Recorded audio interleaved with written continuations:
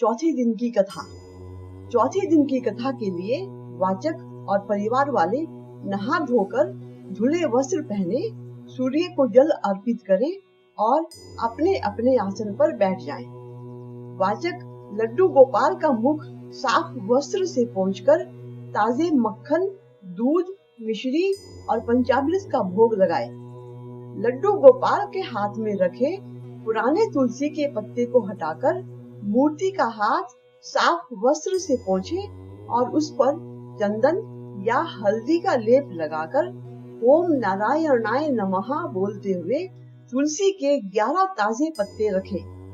प्रसाद के लिए मनपसंद फलाहारी मीठा व्यंजन रखे। अब आज की कथा बिना विघ्न के पूर्ण करने और सफलता का आशीर्वाद लेने के लिए इस मंत्र के साथ श्री गणेश जी का स्मरण करें। वक्रतुंड महाकाय सूर्यकोटि समप्रभ निर्विघ्नं कुरु मे देव सर्व कार्येषु सर्वदा। इसके बाद ये मंत्र बोले। गुरुर् ब्रह्मा गुरुर् विष्णु गुरुर्देवो महेश्वरः गुरु साक्षात परब्रह्म तस्मै श्री गुरुवे नमः। अब श्री विष्णु महामंत्र बोले। ओम नमो भगवते वासुदेवाय। चौथे दिन की कथा शुरू करते हुए शुक्राचार्य जी ने राजा परीक्षित के सामने गजेंद्र मोक्ष की कथा का वर्णन किया। अष्टम स्कंध गजेंद्र मोक्ष की कथा। शुकदेव जी ने राजा परीक्षित को भगवान विष्णु द्वारा क्षीर सागर के त्रिकुट पर्वत पर निवास करने वाले हाथियों के एक सरदार गजेंद्र की रक्षा की घटना सुनाई, जो प्यास बुझाने के लिए सरोवर में अपने समूह व परिवार के साथ उतरा। अचानक एक शक्तिशाली मगरमच्छ ने गजराज के पैर को मुंह में दबोच लिया और जल के अंदर खींचने लगा। स्वयं गजराज और साथ आए उसके परिवार ने बहुत कोशिश की, लेकिन छुड़ाने में सफल नहीं हुए। मौत को निकट देखकर गजराज ने दर्द से कराहते हुए चीत्कार के साथ भगवान विष्णु की स्तुति की, जिसे सुनकर भगवान भोजन छोड़कर स्वयं आए, अपने सुदर्शन चक्र से मगरमच्छ का मुंह चीरकर उसका वध किया और गजराज की रक्षा की। इस स्तुति को गजेंद्र मोक्ष पाठ का नाम दिया गया। कहा जाता है कि जीवन में जब भी मनुष्य किसी भी संकट से घिर जाए और उससे निकलने का कोई उपाय ना सूझे, तो हृदय से मन लगाकर गजेंद्र मोक्ष का पाठ करने से वह संकट दूर हो सकता है। जब श्री शुकदेव जी ने राजा परीक्षित को श्रीमद् भागवत पुराण में वर्णित गजेंद्र मोक्ष की यह कथा सुनाई, तो राजा परीक्षित ने कहा कि इस कथा को संक्षेप में सुनकर मुझे संतोष नहीं हो रहा है। कृपा करके विस्तार से बताइए कि यह गजेंद्र कौन था, जिसकी पुकार सुनकर स्वयं भगवान उसकी रक्षा के लिए गरुड़ पर सवार होकर तेजी से चले आए। शुकदेव जी ने गजेंद्र के पूर्व जन्म की घटना के बारे में बताते हुए वर्णन किया कि यह गजेंद्र पांड्य वंश का राजा था, जिसका नाम इंद्रद्युम्न था। भगवान का बहुत बड़ा भक्त होने के नाते उसने अपना राजपाट छोड़ दिया और मलय पर्वत पर तपस्वी की भांति भगवान की उपासना करने लगा। एक दिन अपने शिष्यों के साथ वहां से गुजरते हुए मुनि अगस्त्य ने उन्हें ध्यान मग्न हो उपासना करते देखा, तो अत्यंत क्रोधित हो गए कि यह राजा के कर्तव्यों को छोड़कर यहाँ तपस्वी की भांति रह रहा है। क्रोध में आकर उन्होंने राजा को श्राप दिया कि क्योंकि तुम प्रजा पालन के कर्तव्यों से विमुख होकर हाथी के समान जड़ बुद्धि हो गए हो, इसलिए तुम हाथी की योनि में जन्म लोगे। दूसरे जन्म में राजा ने हाथी की योनि में जन्म तो लिया, लेकिन भगवान की पूजा आराधना के प्रभाव से उनमें भगवान की स्मृति बनी रही। इसी आराधना के कारण भगवान ने स्वयं आकर उसका उद्धार किया और अपने लोक में स्थान दिया। शुकदेव जी ने राजा परीक्षित को इसी तरह उस मगरमच्छ के पूर्व जन्म के बारे में भी बताया, जिसने उस गजेंद्र को पकड़ा था। पूर्व जन्म में यह एक श्रेष्ठ गंधर्व था, जिसका नाम हुहु था। एक बार हुहू ने जलाशय में चुपचाप अंदर जाकर स्नान कर रहे देवल ऋषि के पैरों को पकड़ लिया और मगर मगर कहकर चिल्लाने लगा। देवल ऋषि ने क्रोधित होकर उसे कहा कि क्योंकि तूने संत महात्मा का अपमान करके मजाक बनाया है और मगर की तरह आकर मेरे पैरों को पकड़ा है, इसलिए तू मगर की योनि को प्राप्त होगा। यह सुनकर गंधर्व ने जब ऋषि से बहुत क्षमा याचना की तो उन्होंने कहा कि तू मगर की योनि में तो जन्म लेगा, लेकिन तेरा उद्धार भगवान विष्णु के द्वारा होगा। भगवान श्री विष्णु ने अपने सुदर्शन चक्र से मुंह चीरकर इसी मगरमच्छ रूपी हुहू गंधर्व का उद्धार किया था। दुर्वासा ऋषि द्वारा इंद्र को श्राप। शुकदेव जी ने राजा परीक्षित को इस कथा के द्वारा बताया कि किस प्रकार देवराज इंद्र के अहंकार के कारण महालक्ष्मी उनसे रुष्ट हो गई और उन्हें राजा से रंक बना दिया था। अपने धन वैभव के अभिमान में किसी भी तुच्छ वस्तु या भेंट का अनादर नहीं करना चाहिए। एक बार देवराज इंद्र अपने हाथी ऐरावत पर भ्रमण कर रहे थे। मार्ग में उनकी भेंट महर्षि दुर्वासा से हुई। उन्होंने इंद्र को आशीर्वाद देते हुए वैजयंती के फूलों की माला भेंट स्वरूप दे दी। इंद्र ने अहंकारवश उस पुष्प माला को अपने हाथी ऐरावत के गले में डाल दिया और ऐरावत ने उसे गले से उतारकर अपने पैरों तले रौंद डाला। अपने द्वारा दी हुई भेंट का अपमान देखकर महर्षि दुर्वासा अत्यंत क्रोधित हो उठे और उन्होंने इंद्र को श्राप दे दिया कि जिस चीज पर उन्हें इतना घमंड है वो ही उनसे छीन जाएगी। इंद्रदेव श्रीहीन अर्थात लक्ष्मी से दूर हो जाएंगे। इस श्राप के कारण कुछ समय बाद इंद्र दैत्यों के राजा बलि से युद्ध हार गए और राजा बलि ने तीनों लोगों पर अधिकार कर लिया। इंद्र का राज्य, धन दौलत और वैभव सब छिन गया। हताश और निराश हुए देवता ब्रह्मा जी को साथ लेकर श्री हरि के आश्रय में गए और उनसे अपना स्वर्ग लोक वापस पाने के लिए प्रार्थना करने लगे। श्री हरि ने कहा कि आप सभी देवतागण दैत्यों से सुलह कर लें। दैत्यों के सहयोग से संपूर्ण औषधियां क्षीर सागर में डालकर मंदराचल को बथानी तथा वासुकी नाग को रस्सी बनाकर मेरी सहायता से क्षीर सागर का मंथन करें। समुद्र मंथन से जो अमृत प्राप्त होगा उसे पिलाकर मैं आप सभी देवताओं को सबल और अजर अमर कर दूंगा। मैं ऐसी युक्ति करूंगा जिससे तुम्हारे द्वेषी दैत्यों को अमृत नहीं मिल पाएगा। तत्पश्चात ही दैत्यों का विनाश करके देवता पुनः स्वर्ग का आधिपत्य प्राप्त कर सकेंगे। समुद्र मंथन। इंद्र देवताओं के साथ दैत्यों के राजा बलि के पास गए और उनके समक्ष समुद्र मंथन का प्रस्ताव रखा। अमृत के लालच में आकर दैत्यों ने सहमति दे दी। देवताओं और दैत्यों ने अनेक प्रकार की औषधियां लाकर क्षीर सागर के जल में डाल दी।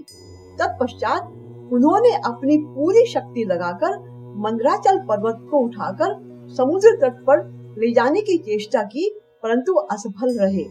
सबने श्री हरि का ध्यान कर उनसे सहायता मांगी तो उन्होंने विशाल मंदराचल पर्वत को उठाकर गरुड़ पर स्थापित करके पल भर में क्षीर सागर के तट पर पहुंचा दिया।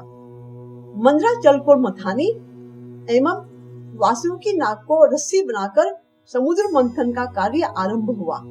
जब श्री हरि ने देखा कि मथानी समुद्र के अंदर की ओर धंसती चली जा रही है तो स्वयं भगवान विष्णु ने कछुए का रूप धारण करके मंदराचल पर्वत को अपनी पीठ पर रखा ताकि मथानी स्थिर रहे और समुद्र में डूब न जाए। भगवान विष्णु ने वासुकी की पीठ की ओर देवताओं को तथा मुख की ओर दैत्यों को नियुक्त किया। वासुकी के मुख से निकलती हुई श्वास की अग्नि से झुलसकर सभी दैत्यगण निस्तेज हो गए। उसी श्वास वायु से विक्षिप्त हुए मेघों के बरसते रहने से वासुकी की पूंछ की ओर स्थित देवताओं की शक्ति बढ़ती गई। समुद्र मंथन शुरू हुआ। समुद्र मंथन से कुल 14 रत्न निकले, जिनके नाम इस प्रकार हैं। पहला कालकूट विष, दूसरा कामधेनु गाय, तीसरा उज्जही श्रवा, चौथा ऐरावत हाथी, पांचवा कल्प वृक्ष, छठा माता लक्ष्मी, सातवां चंद्रमा, आठवां शंख, नौवां कौस्तुभ मणि, 10वां अप्सरा, 11वां वरुणी, 12वां पारिजात, 13वां भगवान धन्वंतरी और 14वां अमृत। समुद्र मंथन से सबसे पहले कालकूट नामक विष निकला, जिसे देखकर समस्त देवता, दैत्य तथा मुनिगण चिंतित हो गए, क्योंकि कालकूट विष समस्त संसार का नाश कर सकता था। सबने भगवान शिव से रक्षा की विनती की, तो भगवान शिव ने संसार की रक्षा के लिए उस कालकूट विष को अपने कंठ में धारण कर लिया। विष के प्रभाव से उनका कंठ नीला पड़ गया और इसी कारण भगवान शिव का एक नाम नीलकंठ पड़ा। तत्पश्चात क्योंकि समुद्र से निकली कामधेनु यज्ञ में सहायक थी, इसलिए इसे ऋषियों को दे दिया गया। दैत्यों के राजा बलि ने समुद्र मंथन से निकले उच्चई श्रवा नामक घोड़े को रख लिया, जो मन की गति से चलता था। ऐरावत हाथी इंद्र का वाहन बना, जो सफेद रंग का और अत्यंत सुंदर था। सभी इच्छाओं को पूरा करने वाला कल्प वृक्ष स्वर्ग में स्थापित किया गया। समस्त प्रकार के सुख, समृद्धि और सौभाग्य देने वाली माता लक्ष्मी ने भगवान विष्णु को वरण किया। चंद्रमा को भगवान शंकर ने अपने मस्तक पर धारण किया। विजय का प्रतीक शंख सनातन धर्म में बहुत महत्व रखता है, अतः उसे देवताओं को प्रदान किया गया। दुर्लभ कौस्तुभ मणि को भगवान विष्णु ने धारण किया। सुंदर और मनभावन अप्सराएं, विशेषकर रंभा, जो प्रमुख अप्सराओं में से एक थी, देवलोक में भेजी गईं। वारुणी मदिरा को दानवों ने रख लिया।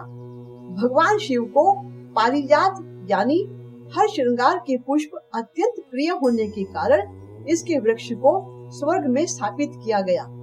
अंत में आयुर्वेद के जनक और देवताओं के चिकित्सक भगवान धन्वंतरी अपने हाथों में अमृत का कलश लिए हुए प्रकट हुए। अमृतत्व प्रदान करने के साथ साथ अमृत में सभी प्रकार के रोग और शोक का नाश करने की क्षमता भी थी।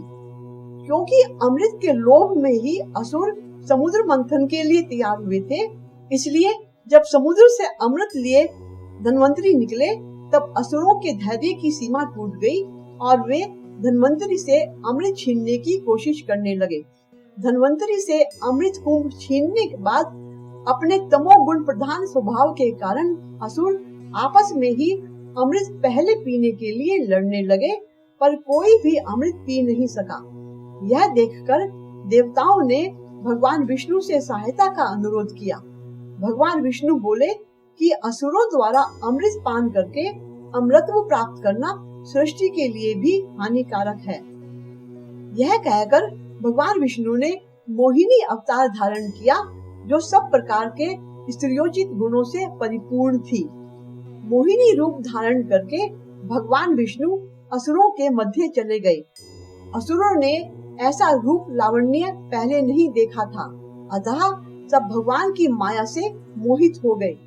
तब मोहिनी ने कहा कि आप सब लोग व्यर्थ ही झगड़ रहे हैं। मैं इस अमृत को देवताओं और दैत्यों में समान रूप से बांट देती हूँ।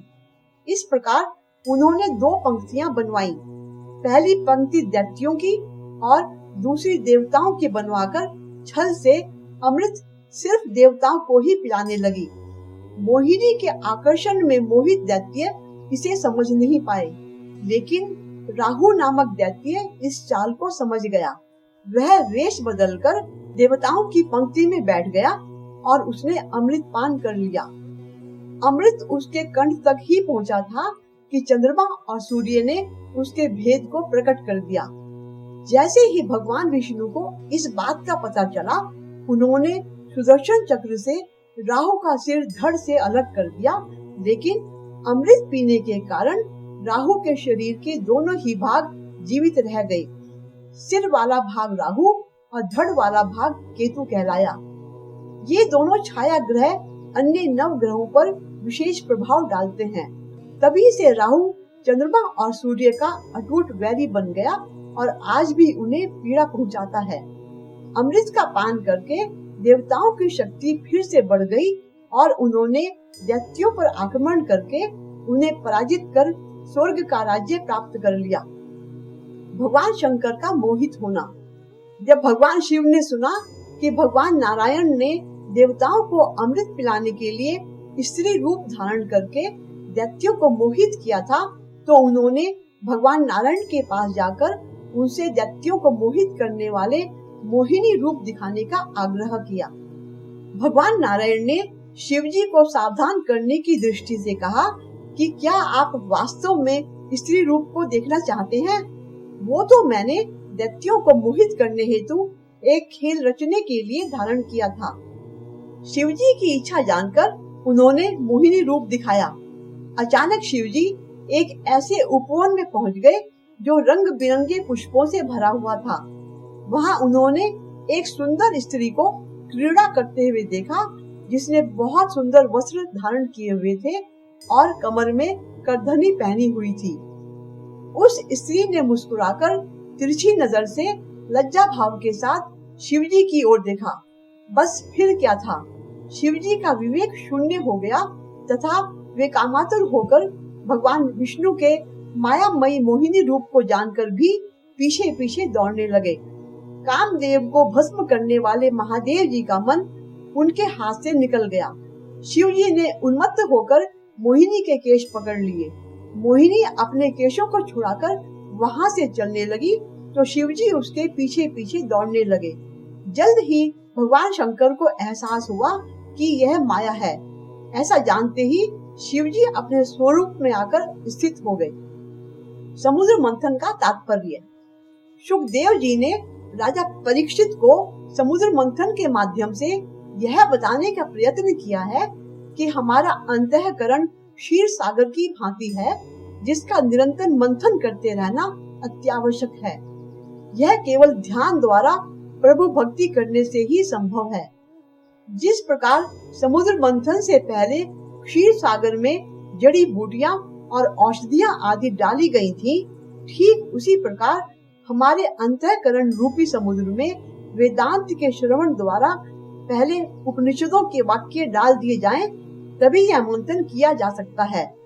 लेकिन यह मंथन केवल भगवान की कृपा प्राप्त करने के बाद ही किया जा सकता है, जो केवल पूजा अर्चना से ही संभव है।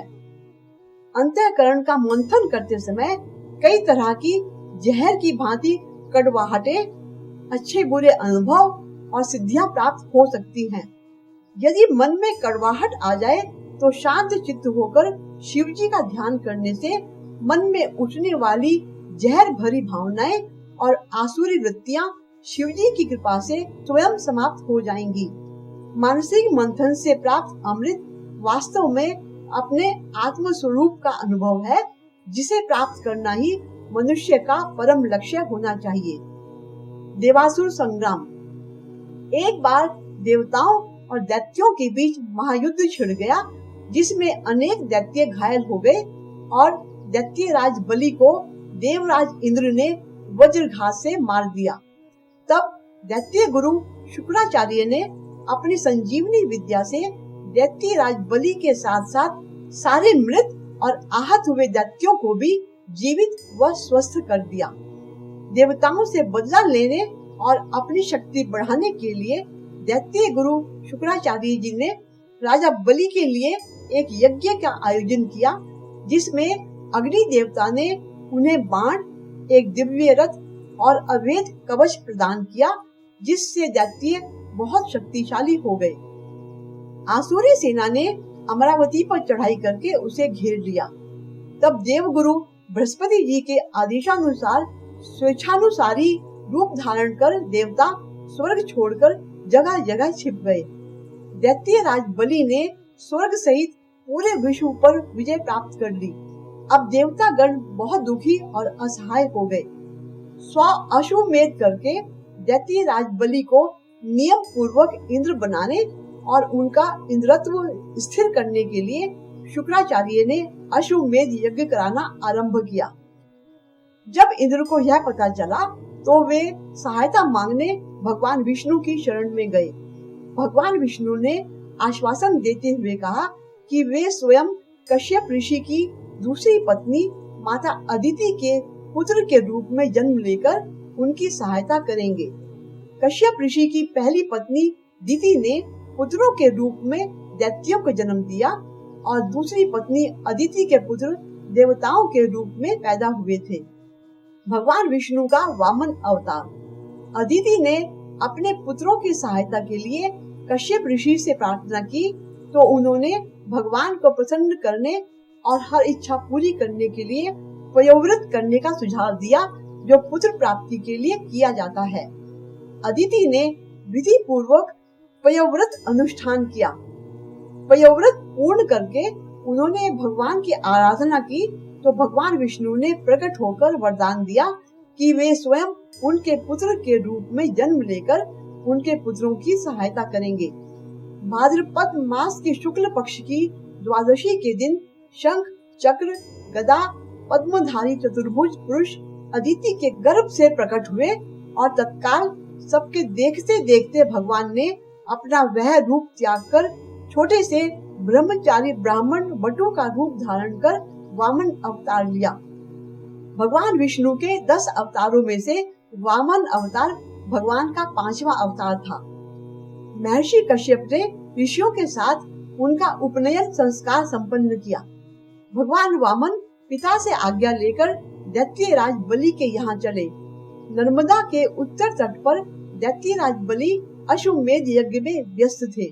यह उनका अंतिम अश्वमेध था। दंड, कमंडलू, पलाश और छत्र लिए एक बहुत ही तेजस्वी जटाधारी ब्रह्मचारी के रूप में भगवान वामन वहां पधारे। ऋषिगण, शुक्राचार्य और दैत्यराज बलि सभी उस तेजस्व से अभिभूत उठ खड़े हुए। राजा बलि ने ब्राह्मण रूपधारी भगवान वामन का स्वागत किया, उनके चरण धोए और पूजन करके प्रार्थना की कि जो भी आपकी इच्छा हो मुझसे मांग लो। वामन अवतारी भगवान विष्णु ने कहा कि मुझे केवल अपने पग से मापकर 3 पग भूमि दे दो। राजा बलि ने कहा कि केवल 3 पग भूमि से क्या मिलेगा, वे कुछ और भी मांग लें। परंतु वामन ने वही मांगा जो उन्हें चाहिए था। दैत्य गुरु शुक्राचार्य ने राजा बलि को सावधान किया और समझाया कि ये साक्षात भगवान विष्णु हैं, अतः इनके छल में न आए, अन्यथा आपका सर्वस्व चला जाएगा। परंतु राजा बलि ने शुक्राचार्य की बात नहीं मानी और अटल रहे। तब क्रोधित हुए शुक्राचार्य ने राजा को पूर्ण ऐश्वर्य के नष्ट होने का श्राप दे दिया। राजा बलि ने भूमि दान का संकल्प किया और वामन रूपी भगवान ने अपना विराट रूप धारण करके अपने एक पग में पूरी भूमि और दूसरे पग में समस्त ब्रह्मांड नाप लिया। उनका एक पग ब्रह्मलोक से भी ऊपर तक चला गया, जहाँ ब्रह्मा जी ने भगवान के चरण धोए और चरणोदक के साथ ब्रह्म द्रव को कमंडलू में ले लिया। वही ब्रह्म द्रव गंगा जी बनी। राजा बलि का महादान। वामन अवतारी विष्णु ने राजा बलि से कहा, तुमने मुझे 3 पग भूमि देने का वचन दिया था, परंतु मैंने तो पूरी पृथ्वी और समस्त ब्रह्मांड नाप लिया है।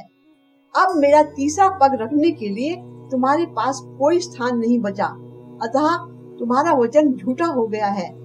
अब तुम मुझे तीसरा पग रखने के लिए कौन सा स्थान प्रदान करोगे?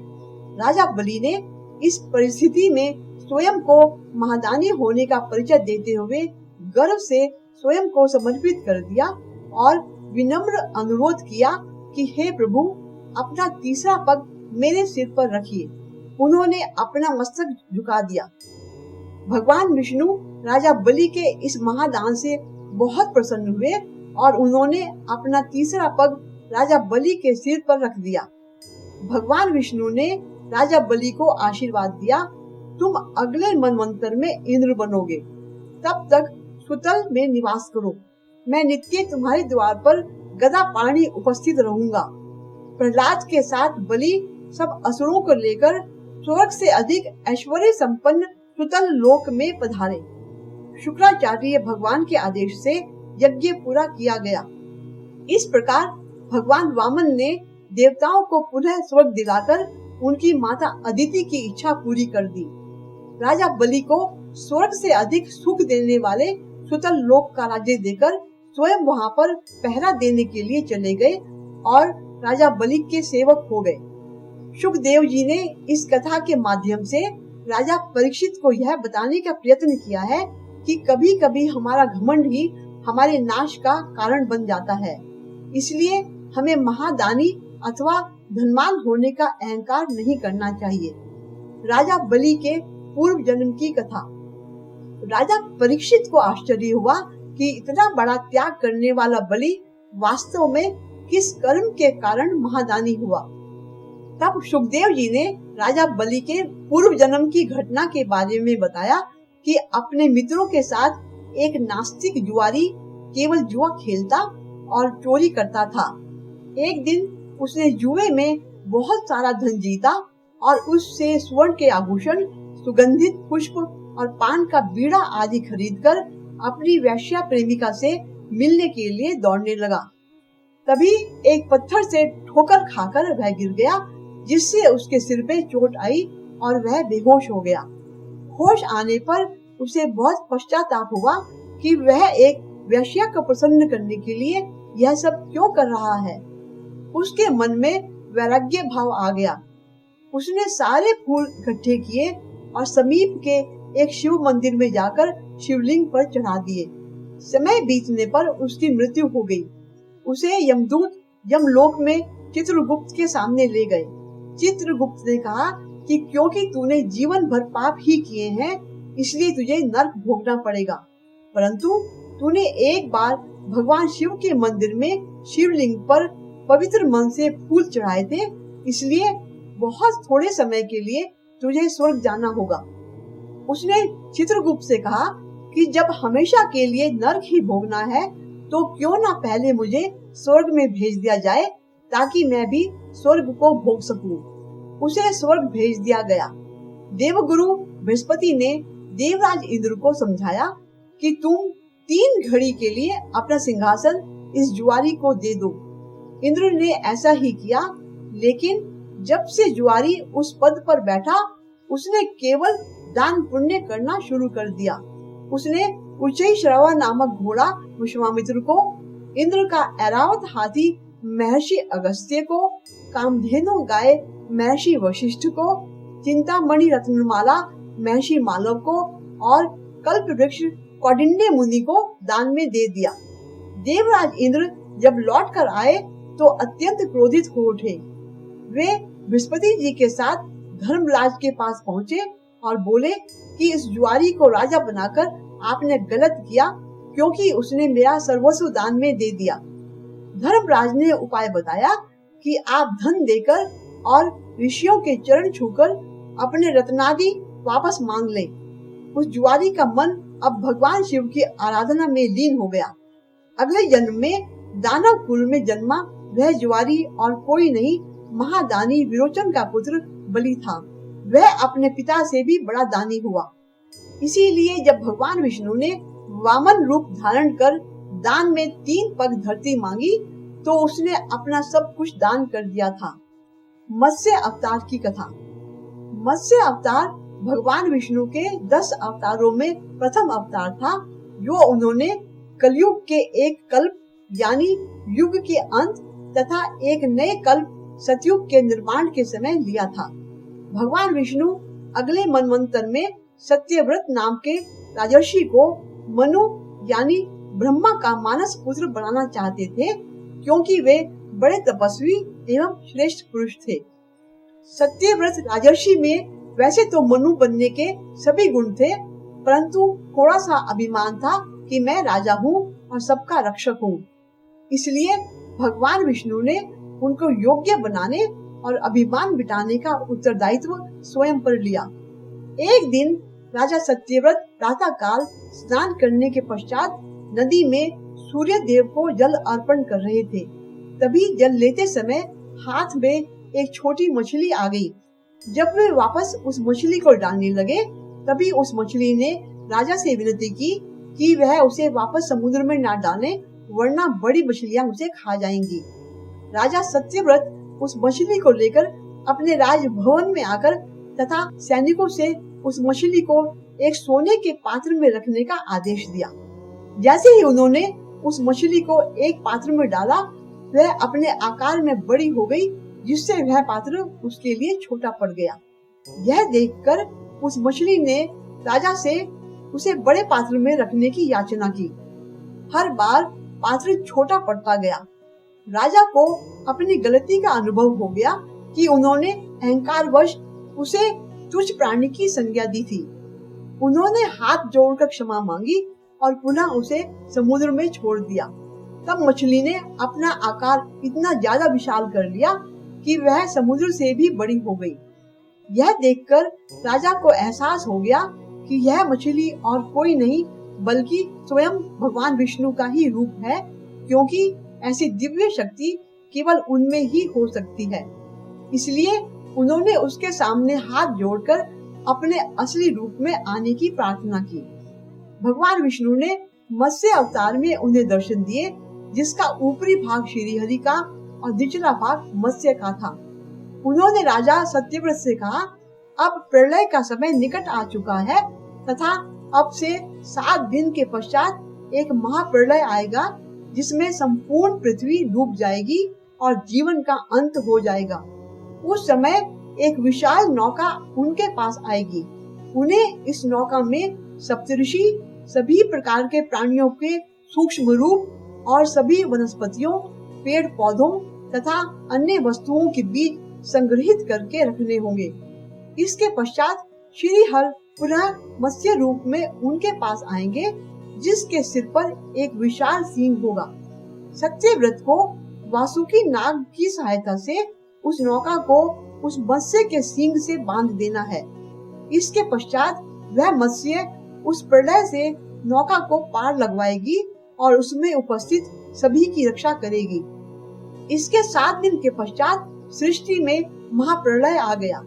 राजा सत्यव्रत भगवान विष्णु के कहे अनुसार सप्त ऋषियों समेत अन्य सभी वस्तुओं को अपने साथ लेकर एक ऊंचे पहाड़ की चोटी पर चढ़ गए। तभी एक विशाल नाव उनके पास आई, जिसमें उन्होंने समस्त बीजों और प्राणियों के सूक्ष्म शरीर को रखा। इसके पश्चात वे सभी उस नाव में बैठ गए। वह नाव प्रलय में तैरती हुई आगे बढ़ने लगी। जब धीरे धीरे प्रलय ने भयानक रूप ले लिया, तब उनकी नौका भी हिलने डुलने लगी और पानी नौका के अंदर आने लगा। उस समय भगवान विष्णु वासुकी नाग के साथ पुनः मत्स्य अवतार में वहां आए, जिसका एक विशाल सींग था। राजा सत्यव्रत ने वासुकी की सहायता से नाव को मछली के सींग से बांध दिया। इसके बाद सृष्टि में प्रलय आती रही और सबका अंत हो गया। प्रलय के शांत होने के पश्चात वह नाव समुद्र के एक किनारे धरती पर पहुंची और भगवान विष्णु ने पुनः अपने मत्स्य अवतार में दर्शन दिए। अब सृष्टि में केवल सत्यव्रत राजा, मनु, सप्तऋषि तथा अन्य वस्तुएं शेष थी, जो वे अपने साथ लाए थे। अंत में भगवान विष्णु ने मनु बने राजा सत्यव्रत को अपने मत्स्य अवतार लेने का उद्देश्य बताया कि जिस प्रकार एक किसान अपनी फसल की कटाई के समय कुछ बीजों को अपने पास रख लेता है तथा उसके पश्चात उन्हीं बीजों को बोकर पुनः अन्न उगाता है, उसी प्रकार सृष्टि के अंत के पश्चात उसके पुनः निर्माण के लिए कुछ बीजों का रखा जाना आवश्यक था। इसके साथ ही सप्त ऋषि का चुनाव इसलिए महत्वपूर्ण था क्योंकि ज्ञान के बिना मनुष्य अधूरा है। इसलिए सृष्टि में संतुलन स्थापित करने के उद्देश्य से उनका बचना आवश्यक था। इसके साथ ही भगवान विष्णु ने मनु को 4 वेद प्रदान किए, जिनकी रक्षा स्वयं विष्णु भगवान ने अपने मुख में दबाकर रख कर की, जो बाद में मनु को सृष्टि के कल्याण के लिए लौटा दिए। अंत में भगवान विष्णु ने अपने धाम जाने से पहले मनु को आदेश दिया कि क्योंकि वह प्राचीन कल्प से बचा हुआ एकमात्र शेष प्राणी है, इसलिए वह उस कल्प की सभी अच्छी बातें एक पुस्तक में लिखे। साथ ही उस पुस्तक में उन बातों का भी उल्लेख करे जिस कारण उस सृष्टि का अंत हुआ और एक नई सृष्टि का निर्माण संभव हो सका। इस पुस्तक की सहायता से आने वाले कल्प में लोगों को मार्गदर्शन मिल सकेगा। इस पुस्तक को मनुस्मृति के नाम से जाना जाएगा। यह कहकर भगवान विष्णु अपने धाम को लौट गए। नवम स्कंद, ऋषि दुर्वासा एवं विष्णु भक्त राजा अम्बरीश की कथा। राजा परीक्षित ने मनुवंश के बारे में जानना चाहा तो श्री सुखदेव जी ने राजा नाभाग के पुत्र अम्बरीश के बारे में बताया, जो बहुत प्रतापी, वीर, बुद्धिमानी व तपस्वी थे। सदैव भगवत भक्ति और दीनों की सेवा में समर्पित राजा अम्बरीश ने अनेक यज्ञ करके भगवान विष्णु की पूजा उपासना की, जिन्होंने प्रसन्न होकर उनकी रक्षा के लिए अपने सुदर्शन चक्र को नियुक्त कर दिया। एक बार राजा अम्बरीश ने अपनी पत्नी के साथ द्वादशी प्रधान एकादशी व्रत करने का निश्चय करके भगवान विष्णु का पूजन किया और ब्राह्मणों को अन्न धन का भरपूर दान दिया। तभी वहाँ दुर्वासा ऋषि का अपने सहस्त्रों शिष्यों के साथ आगमन हुआ। वे परम तपस्वी व अलौकिक शक्तियों से युक्त थे, किंतु स्वभाव से अत्यंत क्रोधित होने के कारण उनकी सेवा में विशेष सावधानी बरती जाती थी। राजा अम्बरीश ने उनका स्वागत किया और उन्हें श्रेष्ठ आसन पर बिठाया। तत्पश्चात दुर्वासा ऋषि की पूजा करके उनसे भोजन ग्रहण करने का आग्रह किया। दुर्वासा ऋषि ने उनका आग्रह स्वीकार कर लिया, किंतु भोजन से पूर्व नित्य कर्मों से निवृत्त होने के लिए वे यमुना नदी के तट पर चले गए। दुर्वासा ऋषि पर ब्रह्म का ध्यान लगाकर यमुना के जल में स्नान करने लगे। इधर द्वादशी कुछ ही क्षण की शेष रह गई थी। ब्राह्मण को बिना भोजन करवाए स्वयं खा लेना और द्वादशी रहते भोजन न करना दोनों ही मनुष्य को पाप का भागी बनाते हैं। राजा अम्बरीश को धर्म संकट में देख ब्राह्मण बोले, राजन, शास्त्रों में कहा गया है कि जल भोजन करने के समान भी है और समान नहीं भी है, इसलिए इस समय आप जल पीकर द्वादशी का नियम पूर्ण कीजिए। यह सुनकर अम्बरीश ने जल पी लिया और दुर्वासा ऋषि की प्रतीक्षा करने लगे। जब दुर्वासा ऋषि लौटे तो उन्होंने अपने तपोबल से जान लिया कि राजा अम्बरीश भोजन कर चुके हैं। वे क्रोधित हो उठे और कटु स्वर में बोले, दुष्ट अम्बरीश, तू धन के मद में चूर होकर स्वयं को बहुत बड़ा मानता है। तूने मेरा तिरस्कार किया है, मुझे भोजन का निमंत्रण दिया, लेकिन मुझसे पहले स्वयं भोजन कर लिया। अब देख, मैं तुझे तेरी दुष्टता का दंड देता हूँ।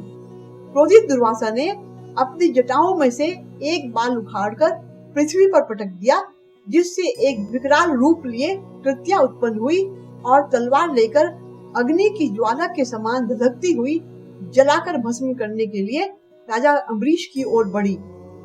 किंतु राजा बिना विचलित हुए मन ही मन भगवान विष्णु का स्मरण करते रहे।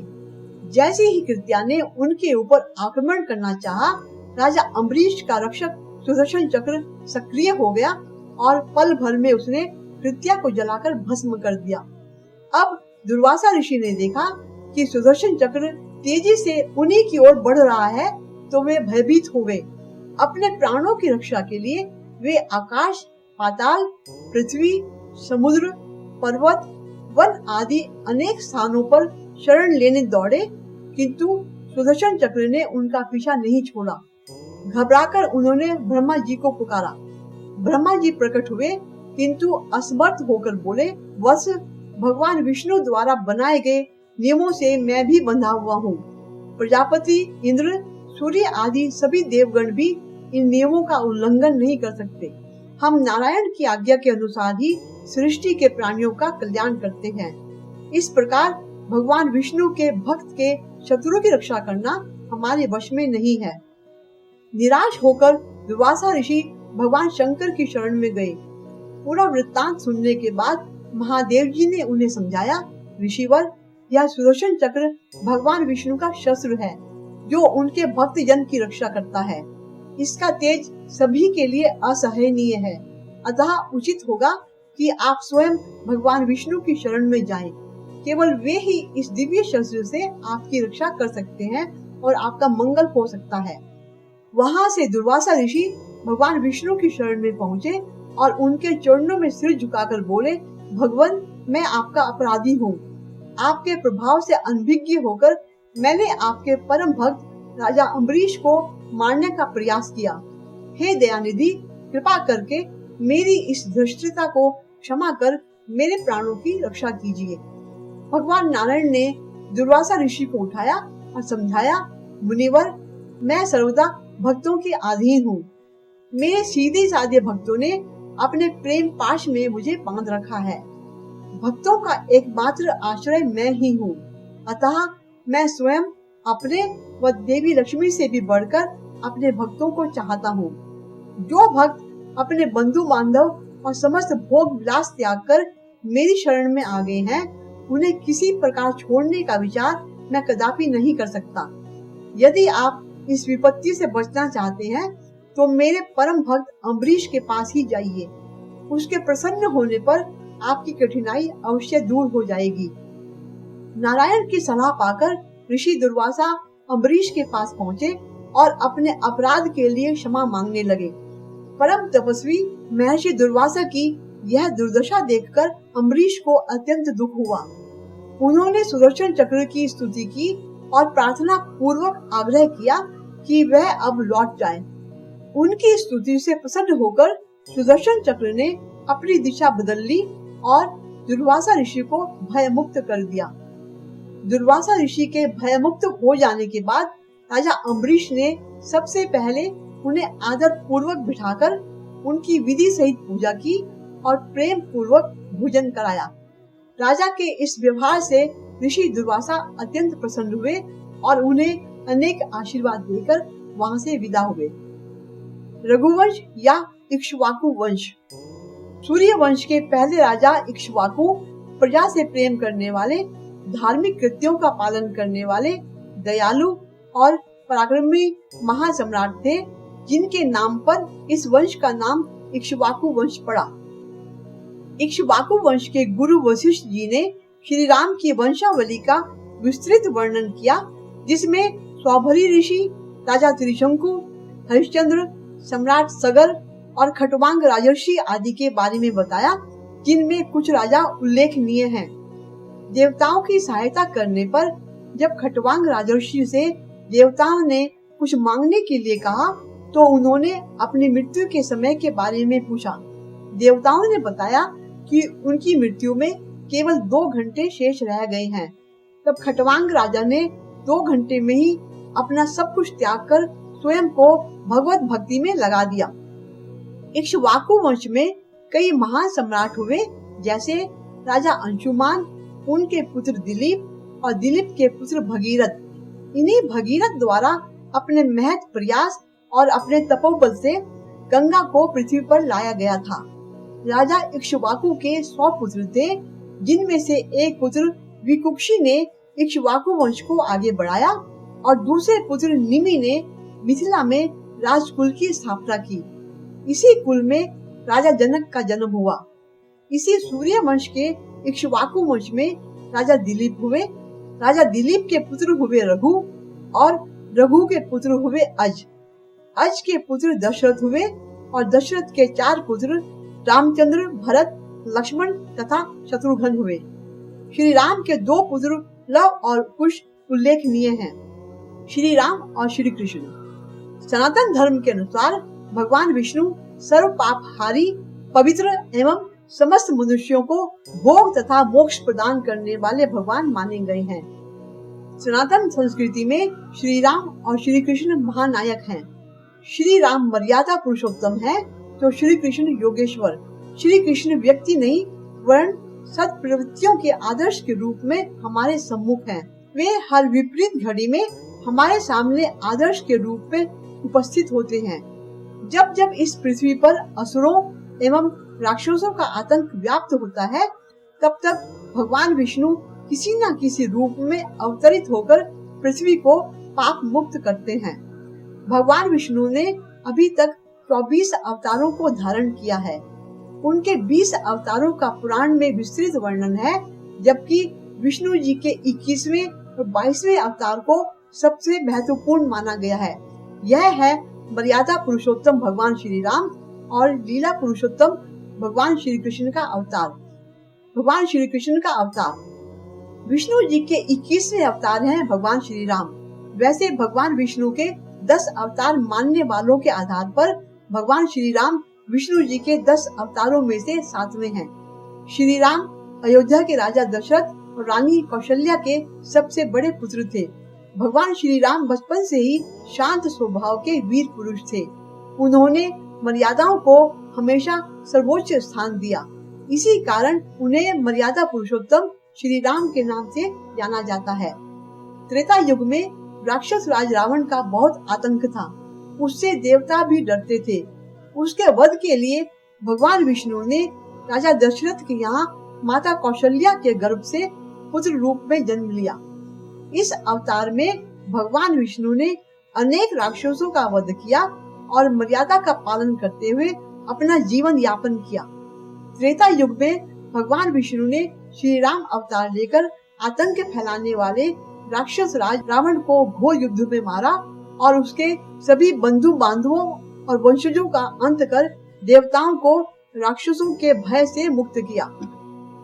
द्वापर युग में भगवान विष्णु ने श्री कृष्ण अवतार लेकर कंस का वध किया। साथ ही धर्म और यज्ञ का विध्वंस करने वाले राक्षसों, दुष्ट एवं पतितों को मारकर संपूर्ण पृथ्वी को मुक्त कराया। इसके अतिरिक्त कुरुक्षेत्र की रणभूमि पर महाभारत के युद्ध में श्री कृष्ण ने अर्जुन का सारथी बनकर कर्म को सर्वोपरि मानते हुए उन्हें गीता का ज्ञान दिया, जो कली काल में सबसे महत्वपूर्ण धार्मिक ग्रंथ माना जाता है। आदर्श की परिसीमा भगवान श्री राम। भारतीय धर्म संस्कृति में भगवान राम आदर्श मर्यादा और सच्चरित्र के प्रतीक हैं, जिन्हें उन्होंने जनमानस के लाभ, खुशहाल और सुरक्षित जीवन के लिए उपस्थित किया है। निस्वार्थ भाव से सीमा की मर्यादा में रहने, संयमित और संस्कारित जीवन जीने, आदर्श पुत्र, आदर्श पति और आदर्श भाई की भूमिका निभाते हुए उत्तम मानवता का पाठ पढ़ाते हुए श्री राम मर्यादा पुरुषोत्तम कहलाए। उनके संपूर्ण जीवन में आदर्शों की झलक विस्तृत रूप से दिखाई देती है। प्राण जाए पर वचन न जाए की परिभाषा को सत्य करने वाले भगवान राम ने सम्राट बनने के बाद भी स्वयं को कष्ट देते हुए प्रजा को सुखी रखा। उनके लिए जन सेवा सर्वोपरि थी। श्री राम जैसा प्रजा का वास्तविक जन सेवक और आदर्श सचरित्र आज के युग में दुर्लभ है। परशुराम अवतार। भगवान परशुराम का जन्म भगवान विष्णु के छठे अवतार के रूप में हुआ था। ब्राह्मण महर्षि भृगु के पुत्र महर्षि जमदग्नि तथा क्षत्रिय माता रेणुका ने पुत्रेष्टि यज्ञ से देवराज इंद्र को प्रसन्न करके पुत्र के रूप में उन्हें वैशाख शुक्ल तृतीया को प्राप्त किया। पिता ब्राह्मण और माता क्षत्रिय होने के कारण इनके अंदर ब्राह्मण और क्षत्रिय दोनों के गुण थे। जमदग्नि का पुत्र होने के कारण उनको जामदग्नि भी कहते थे, लेकिन भगवान शिव से प्राप्त अस्त्र परशु यानी कुल्हाड़ी के कारण उन्हें परशुराम के नाम से जाना जाने लगा।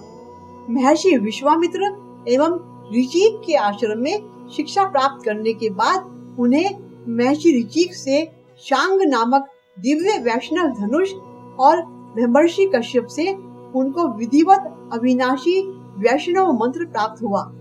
उसके पश्चात उन्होंने कैलाश में स्थित भगवान शंकर के आश्रम में विद्या प्राप्त की और भगवान श्री शंकर से श्री कृष्ण का त्रैलोक्य विजय कवच, स्तवराज शास्त्रों एवं मंत्र कल्पतरु को प्राप्त किया। चक्र तीर्थ में परशुराम की कठिन तपस्या से प्रसन्न होकर भगवान विष्णु ने उन्हें अनंत काल तक भूलोक पर रहने का वरदान दिया। परशुराम को शस्त्र विद्या के महान गुरु के रूप में माना जाता था। एक बार नदी पर स्नान करने गई परशुराम की माता रेणुका का मन एक राजा पर आ गया। जब उनके पिता को यह बात पता चली तो उन्होंने परशुराम को अपनी मां का सिर काटने का आदेश दिया। पिता जमदग्नि की आज्ञा पाकर परशुराम ने अपनी मां का सिर धड़ से अलग कर दिया। इससे प्रसन्न होकर उनके पिता ने उनसे वर मांगने को कहा। वर में परशुराम ने पुनः अपनी माता को जीवित करने की विनती की और उनकी माता पुनः जीवित हो उठी।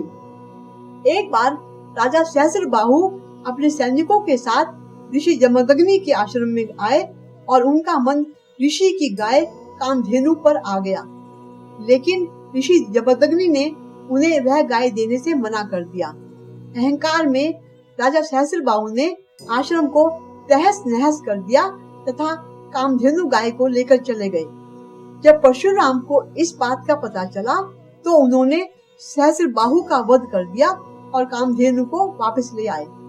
इसके बाद अपने पिता के कहने पर परशुराम तीर्थ यात्रा पर चले गए। पीछे से सहस्त्रबाहु के पुत्रों ने ऋषि जमदग्नि का वध कर दिया। जब परशुराम तीर्थ यात्रा से वापस लौटे तो अपने पिता के वध से इतने क्रोधित हो उठे कि इन्होंने 21 बार राजा सहस्त्रबाहु की जाति के हैहय वंश को पृथ्वी से पूरी तरह से नष्ट कर दिया। इसके पश्चात उन्होंने संन्यास ले लिया। कुछ समय पश्चात भगवान विष्णु ने अपना 7वां अवतार त्रेता युग के अंत में श्री राम के रूप में अयोध्या में लिया। अपने गुरु विश्वामित्र के साथ श्री राम ने सीता स्वयंवर में आकर शिव धनुष को तोड़ डाला। जब महेंद्रगिरी पर्वत पर तपस्या कर रहे परशुराम ने शिव धनुष के टूटने की गर्जना सुनी तो वे क्रोध में राजा जनक की नगरी पहुँचे और शेषनाग के अवतार श्री राम के छोटे भाई लक्ष्मण से तीखा वाद विवाद करने लगे। लेकिन जब उन्हें यह ज्ञात हुआ कि श्री राम स्वयं भगवान विष्णु का रूप है तो वे वहां से चले गए। भगवान विष्णु ने द्वापर युग में श्री कृष्ण के रूप में 8वां अवतार लिया, जिनका मुख्य उद्देश्य महाभारत के युद्ध का नेतृत्व करना था। भगवान परशुराम द्वारा भीष्म पितामह, गुरु द्रोणाचार्य तथा कर्ण जैसे उस युद्ध के कई महान योद्धाओं को अस्त्र शस्त्र की शिक्षा दी गई थी। एक बार काशी की राजकुमारी अम्बा को न्याय दिलाने के लिए भगवान परशुराम ने अपने ही शिष्य भीष्म पिता से भयंकर युद्ध लड़ा। क्योंकि भीष्म पिता को अपनी इच्छा के अनुसार मृत्यु का वरदान था, इसलिए इस युद्ध में कोई परास्त नहीं हुआ। अंत में देवताओं और देवराज इंद्र के हस्तक्षेप द्वारा यह युद्ध रुकवा दिया गया था। परशुराम ने नारी जागृति अभियान संचाल की पत्नी अनुसुईया, अगस्त्य की पत्नी लोपामुद्रा व अपने प्रिय शिष्य अंकित वर्ण के सहयोग से किया था। एक बार जब कर्ण ने भगवान परशुराम से झूठ बोलकर शिक्षा ग्रहण की तो कर्ण के इस असत्य से भगवान परशुराम ने क्रोधित होकर उसे श्राप दे दिया कि जब भी उसे अपनी इस विद्या की सबसे ज्यादा आवश्यकता होगी उस समय वह उसको पूर्णतः भूल जाएगा। महाभारत के युद्ध में अर्जुन ने दिव्यास्त्र निकाला और कर्ण पर वार किया। कर्ण उस समय निहत्था हो गया था। उसके पास दिव्यास्त्र का काट था, लेकिन भगवान परशुराम के श्राप से वह सारी विद्या भूल गया और अर्जुन के दिव्यास्त्र से कर्ण की मृत्यु हो गई। कहा जाता है कि एक समय भारत के पश्चिमी तट की भूमि जलमग्न थी। तब भगवान परशुराम ने अपनी कुल्हाड़ी से समुद्र के पानी पर प्रहार किया और उसे पीछे धकेल दिया, जिससे वहां भूमि का निर्माण हुआ। इसे कोंकण की भूमि कहा गया। भगवान परशुराम अवतार का मुख्य उद्देश्य पृथ्वी से पाप का अंत करना, भगवान विष्णु के भविष्य के अवतारों के समय अपनी निर्धारित भूमिका निभाना तथा अंतिम विष्णु अवतार कल्कि को शिक्षा प्रदान करना निश्चित किया गया था। उनकी भूमिका को देखते हुए उनका जीवन काल कलयुग के अंत तक निर्धारित है, क्योंकि मान्यता के अनुसार यह कहा गया है कि कलयुग के अंत में जब भगवान विष्णु अपना अंतिम और 10वां कल्कि अवतार का जन्म लेकर इस पृथ्वी पर आएंगे, तब भगवान परशुराम कल्कि अवतार के गुरु का पद ग्रहण करके उन्हें शस्त्र विद्या का ज्ञान देंगे और कल्कि अवतार के साथ मिलकर सभी अधर्मियों का संहार करेंगे। तब जाकर इस मृत्यु लोक पर उनका कर्तव्य पूर्ण माना जाएगा। ययाति कथा। पृथ्वी के प्रतापी राजा नहुष के दूसरे पुत्र ययाति ने सम्राट बनने के बाद दैत्यों के गुरु शुक्राचार्य की पुत्री देवयानी से विवाह कर लिया। शुक्राचार्य के शिष्य एवं दैत्यों के राजा वृषपर्वा की पुत्री शर्मिष्ठा एक दासी की तरह देवयानी के साथ भेज दी गई। शुक्राचार्य ने राजा ययाति को आदेश दिया कि वे शर्मिष्ठा के साथ यौन संबंध न बनाए और कोई संतान उत्पत्ति न करे। किंतु शर्मिष्ठा की सुंदरता को देखकर ययाति ने शुक्राचार्य जी का आदेश तोड़ दिया। उन्हें देवयानी से 2 पुत्र और शर्मिष्ठा से 3 पुत्र हुए। देवयानी द्वारा जब शुक्राचार्य को ये बात मालूम हुई तो उन्होंने ययाति को बूढ़ा हो जाने का श्राप दे दिया। क्षमा याचना के बाद शुक्राचार्य ने कहा कि यदि कोई अपनी जवानी तुम्हें देकर तुमसे बुढ़ापा ले ले तो तुम भोग विलास कर पाओगे।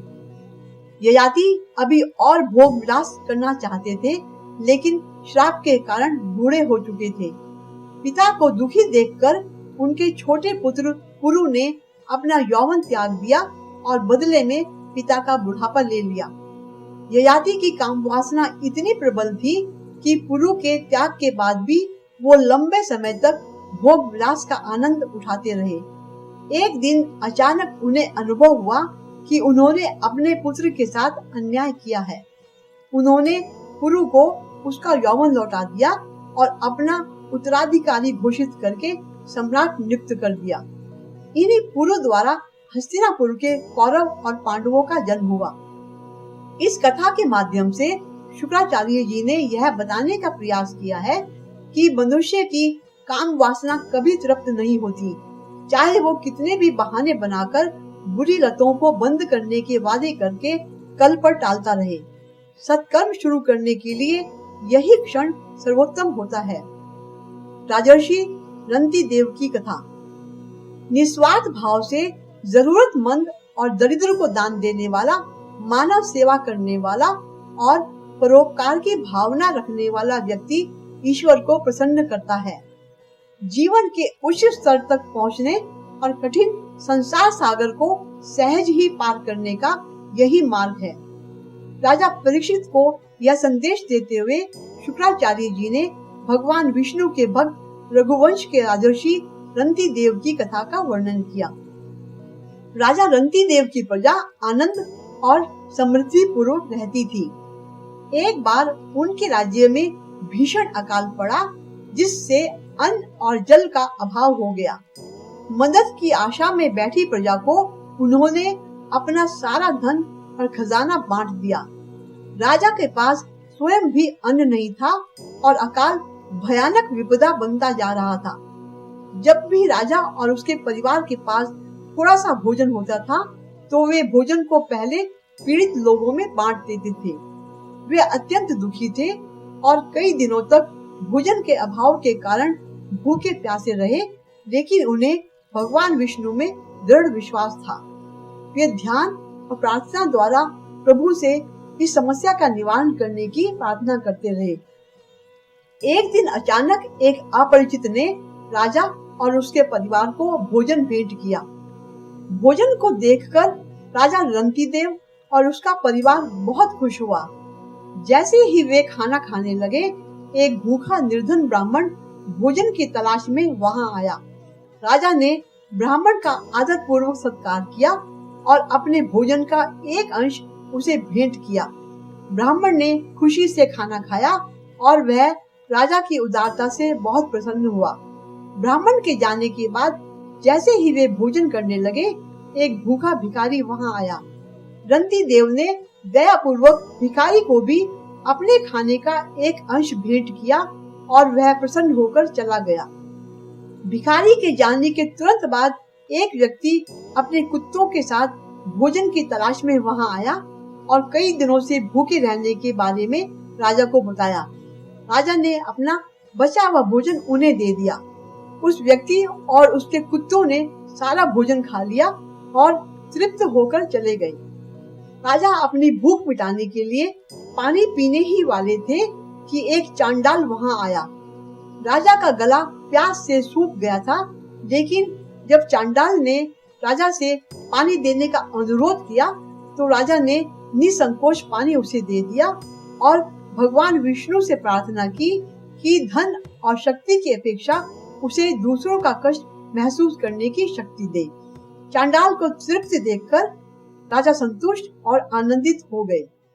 तभी करुणानिधि भगवान और उनके सेवक वहां प्रकट हो गए। वह ब्राह्मण, भिखारी और चांडाल के रूप में विभिन्न देवता ही थे जो रंती देव की परीक्षा लेने आए थे। राजा की करुणा, दया, धैर्य और भक्ति को देखकर भगवान उससे अत्यधिक प्रसन्न थे। उन्होंने राजा को मनोवांछित वर मांगने को कहा, लेकिन राजा रंती देव ने केवल प्रभु का साथ चाहा। भगवान की कृपा से राजा के सभी कष्ट खत्म हो गए और उन्हें सारा धन पुनः मिल गया। प्राणी मात्र पर दया के कारण महाराज रंती देव को सपरिवार योगियों के लिए भी दुर्लभ भगवान का परम धाम प्राप्त हुआ। दशम स्कंद पूर्वार्ध। भगवान के अवतार। अब तक श्रीमद् भागवत के विभिन्न स्कंधों में भगवान के अलग अलग अवतारों की कथाओं का वर्णन किया गया है। किसी में एक बहुत शांत अवतार है तो दूसरे में बड़ा उग्र अवतार है। दशम स्कंद में भगवान श्री कृष्ण के अवतार का विस्तार से वर्णन किया गया है। अपने अवतार का मुख्य उद्देश्य उन्होंने स्वयं बताया है कि जब जब इस संसार में धर्म की हानि होती है और अधर्म का उत्थान होता है, तब तब मैं अवतार लेता हूँ। भगवान नारायण द्वारा पृथ्वी के कष्ट निवारण का आश्वासन। शुकदेव जी राजा परीक्षित को बताते हैं कि पृथ्वी पर जब असुरों, कंस तथा उसके अनेक साथियों के अत्याचार से भार बहुत बढ़ गया तो पृथ्वी बहुत व्याकुल हो गई। उन्होंने कहा कि मुझे जंगल, समुद्र आदि सबका भार नहीं लगता, लेकिन पाप कर्म करने वालों का बहुत भार लगता है। वे गाय का रूप धारण करके ब्रह्मा जी के पास गईं। ब्रह्मा जी सभी देवताओं और शिव जी को लेकर विष्णु भगवान के पास गए और इस समस्या का समाधान करने की प्रार्थना की। भगवान विष्णु ने कहा कि मुझे पृथ्वी का संताप पहले से ही ज्ञात है। शीघ्र ही मैं उनके दुख को दूर करने के लिए यदुवंश में प्रकट होकर सारे असुरों का संहार करने वाला हूँ। यह सुनकर ब्रह्मा जी ने देवताओं से कहा कि भगवान विष्णु वसुदेव जी के घर प्रकट होने वाले हैं, अतः तुम सब भी अपनी स्त्रियों के साथ अपने अपने अंशों से पृथ्वी लोक पर यदुवंश में जन्म लेकर प्रकट हो और भगवान की लीला में सहयोग दें। तब बहुत सारे देवी देवता मथुरा, गोकुल और वृंदावन आदि अनेक स्थानों पर प्रकट हो गए। भगवान श्री राम को देखकर जितने भी ऋषि मुनि मुग्ध हो गए थे, वे सब गोपियों के रूप में प्रकट हुए। जनकपुर की स्त्रियां गोपियां बनकर वहां आ गईं।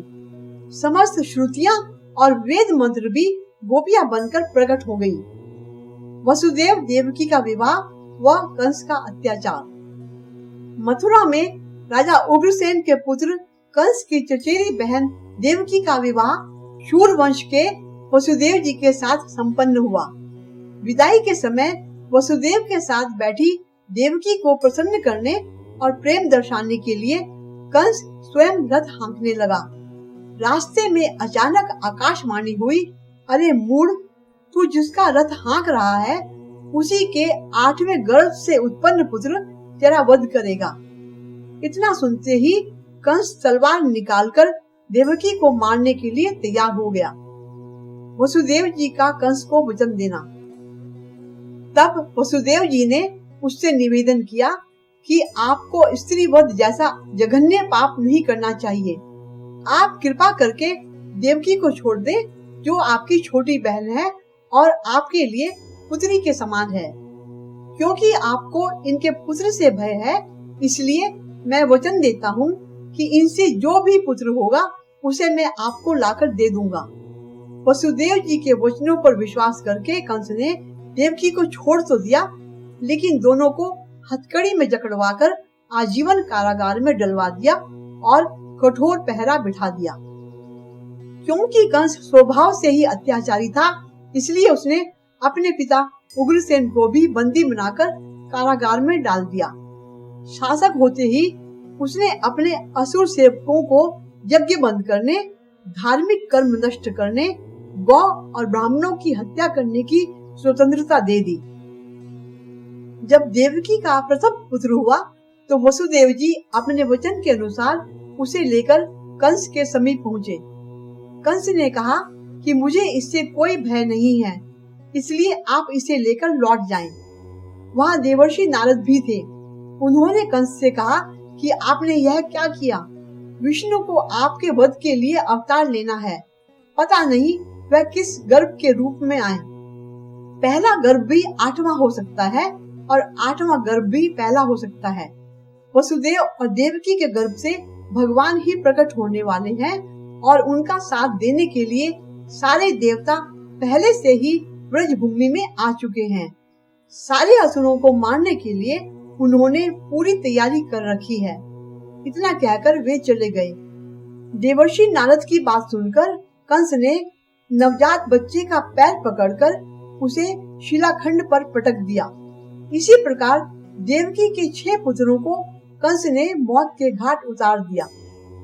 एक बार काल ने भगवान विष्णु से कहा कि लोग मेरा अपमान करते हुए कहते हैं कि क्योंकि भगवान अकाल हैं, इसलिए यह काल भगवान को कभी स्पर्श नहीं कर सकता। कृपया आप कुछ ऐसा कीजिए जिससे मुझे भी थोड़ा वैभव एवं गौरव प्राप्त हो। भगवान विष्णु ने कहा कि ठीक है, हालांकि मैं कालातीत हूँ, लेकिन अब मैं काल में आऊंगा। रामावतार के समय मैं दिन में सूर्यवंश में आया था, अब मैं रात के समय चंद्रवंश में आऊंगा। अपने वचन के अनुसार भगवान श्री कृष्णावतार लेकर माया से प्रकट हुए।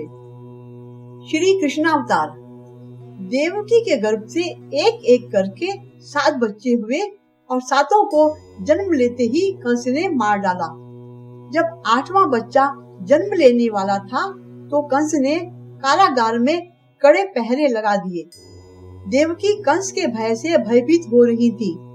तब ब्रह्मा जी ने प्रकट होकर देवकी को कहा कि तुम्हें अब कंस से भयभीत होने और चिंता करने की कोई जरूरत नहीं है, क्योंकि स्वयं भगवान तुम्हारे गर्भ में आ चुके हैं।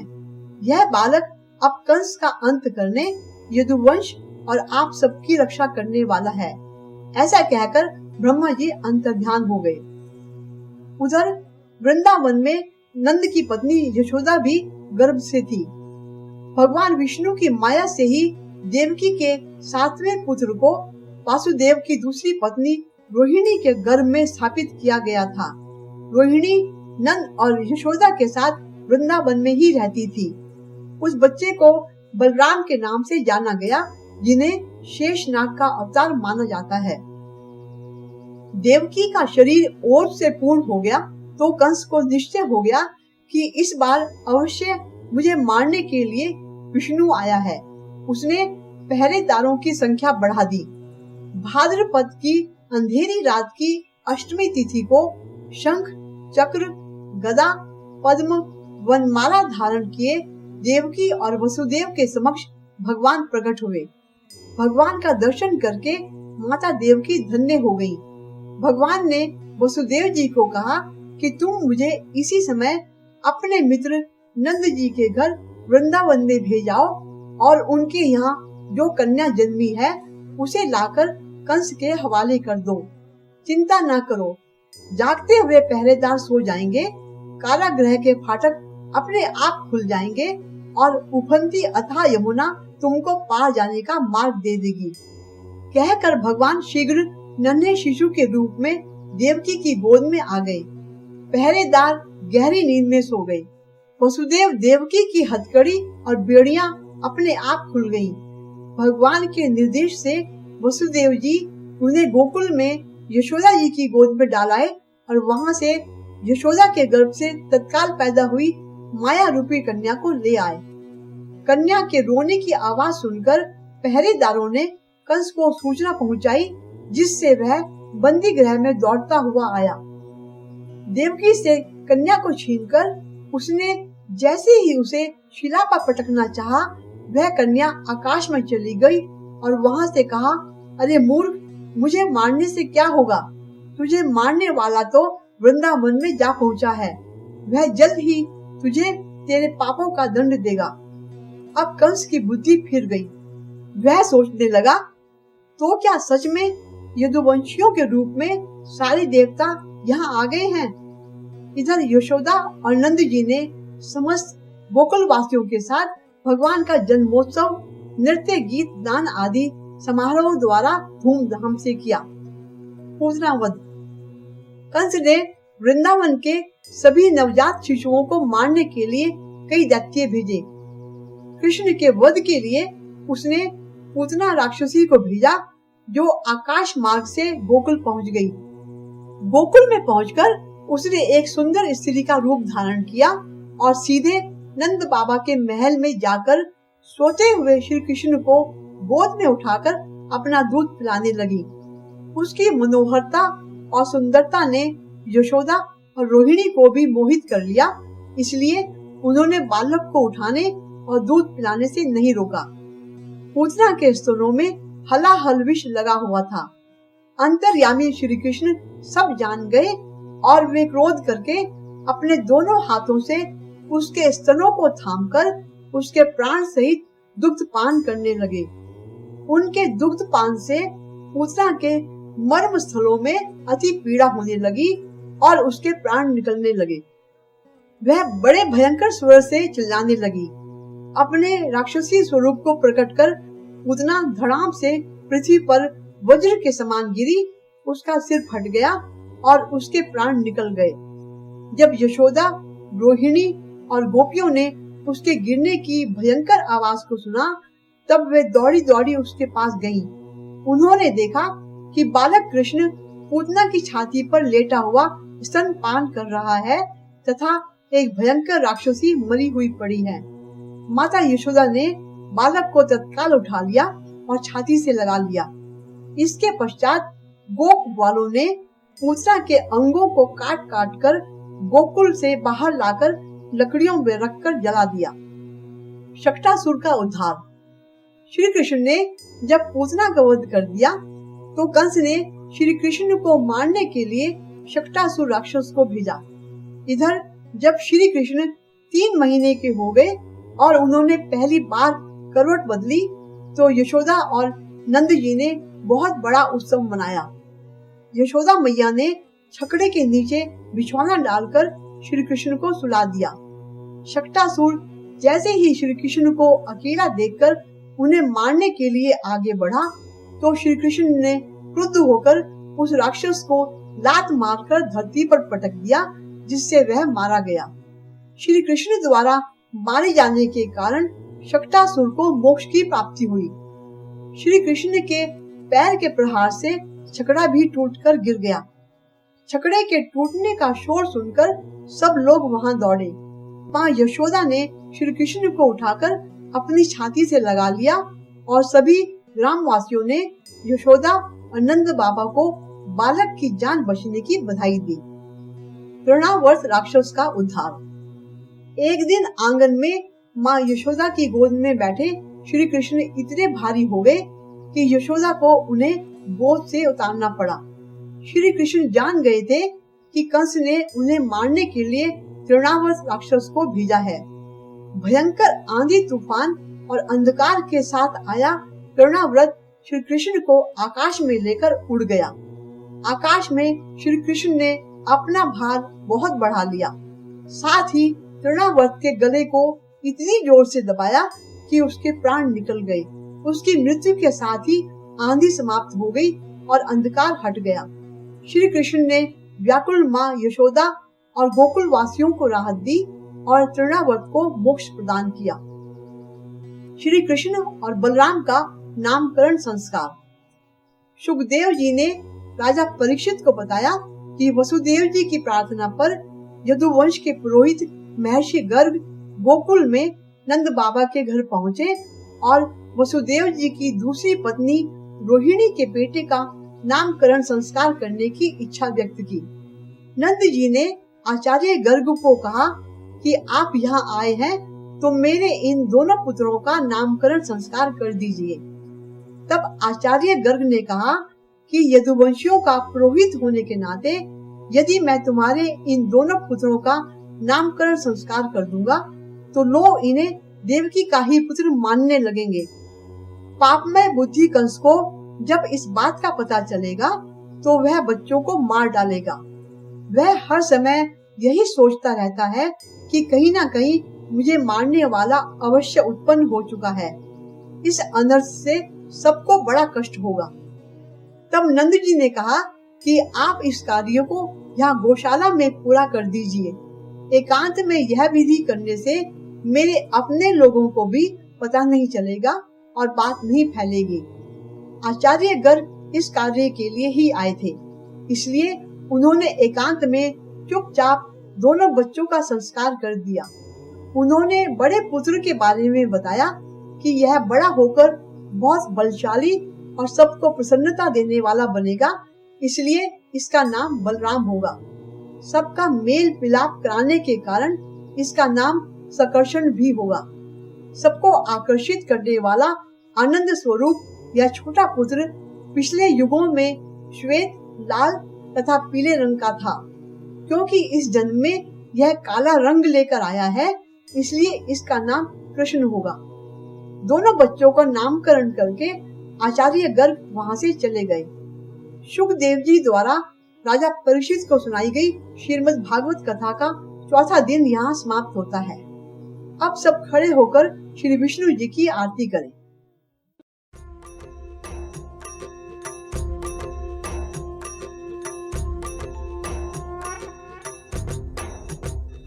ओम जय जगदीश हरे, स्वामी जय जगदीश हरे। भक्त जनों के संकट, भक्त जनों के संकट क्षण में दूर करे। ओम जय जगदीश हरे। जो ध्यावे फल पावे, दुख विन से मन का। स्वामी दुख बिन से मन का। सुख संपत्ति घर आवे, सुख संपत्ति घर आवे। कष्ट मिटे तन का। ओम जय जगदीश हरे। मात पिता तुम मेरे, शरण गहूँ किसकी। स्वामी शरण कहूँ किसकी। तुम बिन और न दूजा, तुम बिन और न दूजा। आस करूं जिसकी। ओम जय जगदीश हरे। तुम पूर्ण परमात्मा, तुम अंतर्यामी। स्वामी तुम अंतर्यामी। पार ब्रह्म परमेश्वर, पार ब्रह्म परमेश्वर। तुम सबके स्वामी। ओम जय जगदीश हरे। तुम करुणा के सागर, तुम पालन करता। स्वामी तुम पालन करता। मैं मूरख खल कामी, मैं मूरख खल कामी। कृपा करो भरता। ओम जय जगदीश हरे। तुम हो एक अगोचर, सबके प्राणपति। स्वामी सबके प्राणपति। किस विधि मिलूं गोसाई, किस विधि मिलूं गोसाई। तुमको मैं कुमति। ओम जय जगदीश हरे। दीन बंधु दुख हरता, तुम ठाकुर मेरे। स्वामी तुम ठाकुर मेरे।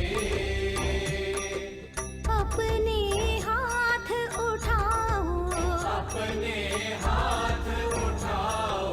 द्वार पड़ा तेरे।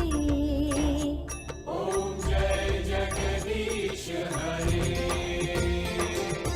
विषय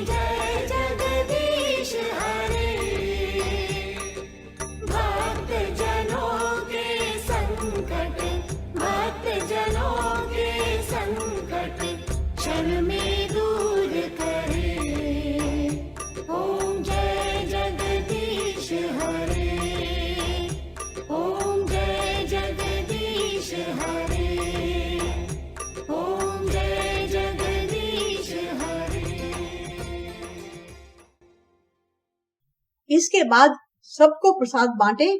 चौथे दिन की कथा की सफलता के लिए हाथ जोड़कर प्रभु का धन्यवाद करें और दिनचर्या के लिए प्रस्थान करें।